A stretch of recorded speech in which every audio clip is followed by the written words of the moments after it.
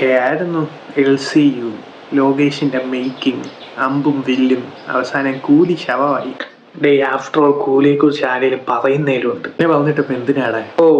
ഞാൻ കണ്ടായിരുന്നു ആദിപുരുഷിന് ശേഷം എന്താണ് എന്നുള്ളതിനൊരു ഉത്തരവായി. അത്രയും ദുരന്തം VFX ആയിരുന്നല്ലോ. നീ തന്നെ പറയും കൂലിക്കകത്ത് കഥ തന്നെ ഉള്ളത്. അത് ശരി, വാർ 2 ഫാൻസ് ഒക്കെ കഥയെക്കുറിച്ച് പറയാൻ തുടങ്ങിയോ? എല്ലാ പടത്തിലും ഒരേ കഥയല്ലേ? അതുപോട്ടെ, കഥ എന്തെങ്കിലും ഉണ്ടോ? എന്തൊക്കെ തള്ളായിരുന്നു. LCU, നാഗാർജുന, ഉപേന്ദ്ര, ശ്രുതി ഹസൻ, സത്യരാജ്, രജനീകാന്ത്, എന്നിട്ട് അവസാനം എന്നായി? ഒരു ഭാഗത്ത് ജൂനിയർ NTR, ഒരു ഭാഗത്ത് ഋത്തിക് റോഷൻ, ഒരു ഭാഗത്ത് കൈറ അദ്വാനി, സ്പൈ യൂണിവേഴ്സിലെ പടവും പോരാത്തന്നെ ഒരു സീക്വല് പടം. എന്നിട്ട് നിങ്ങളുടെ എന്തായി? പടം ഓടിക്കോളൂ. പിന്നെ ഓടും, തിയേറ്ററിൽ നിന്നാന്നേ ഉള്ളൂ. നിന്റെ പടത്തിന്റെ കാര്യം എന്നായി? ഞങ്ങളുടെ പടം പാർട്സ് ആയിട്ടേലും വർക്കായി.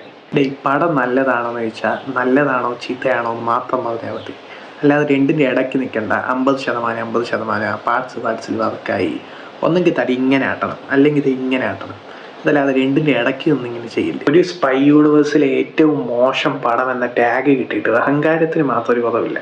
എങ്ങനെയായിരുന്നു? ഒരു കോളർ പൊക്കിയാൽ തന്നെ ബ്ലോക്ക് ബസ്റ്റർ, 2 കോളറും പൊക്കി, എന്നിട്ടും പടം പൊട്ടി.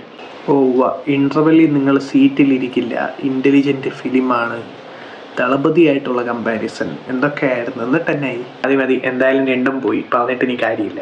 അപ്പൻ ടാലിയായി.